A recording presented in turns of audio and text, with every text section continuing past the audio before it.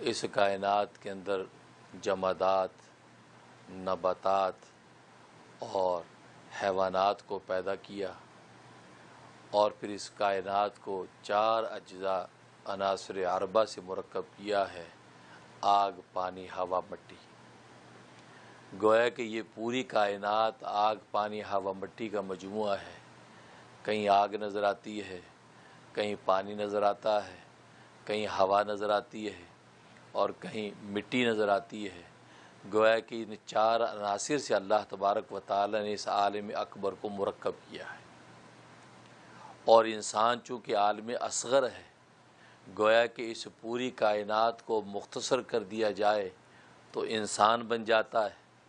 تو انسان کے وجود کو بھی اللہ تبارک و تعالی نے عناصر اربعہ ہی سے مرکب کیا ہے۔ اس انسان کے جسم کی اجزاء ترکیبی بھی 4 ہی ہیں: آگ، پانی، ہوا، مٹی۔ گویا کہ انسان آگ، پانی، ہوا، مٹی کا مجموعہ ہے۔ جس طریقے سے آگ، پانی، ہوا، مٹی کے اندر عدم توازن پیدا ہو جائے تو انسان بیمار ہو جاتا ہے۔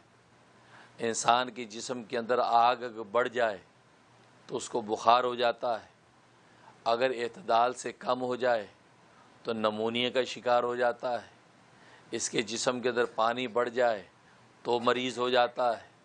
جسم کا پانی اس کا کم ہو جائے تو بیمار ہو جاتا ہے۔ جسم کے اندر ہوا کا دباؤ بڑھ جائے تو اس کی سانس اکھڑنے لگتی ہے۔ جسم کے اندر ہوا اس کی کم ہو جائے تو مرنے لگتا ہے۔ تو گویا کہ آگ، پانی، ہوا، مٹی کا توازن اس کے جسم کے اندر، اس کو صحت کہتے ہیں، تندرستی کہتے ہیں۔ بالکل اسی طریقے سے اس پوری بڑی کائنات کے اندر بھی آگ، پانی، ہوا، مٹی کا عدم توازن پیدا ہو جائے تو اس کائنات کے اندر بھی ایک ہلچل مچ جاتی ہے۔ اگر سیلاب کے ریلے بڑھ جائیں تو تباہی آنے لگتی ہے۔ آگ جنگلوں کو کھانے لگے تو انسانیت ختم ہونے لگتی ہے۔ ہوا تیز چل جائے تو طوفان اور آندھیاں بن کے تباہی مچنے لگتی ہے، اور اسی طریقے سے زلزلے آئیں اور پہاڑوں کے تودے گرنے لگے تو انسان ہلاک ہونے لگتے ہیں۔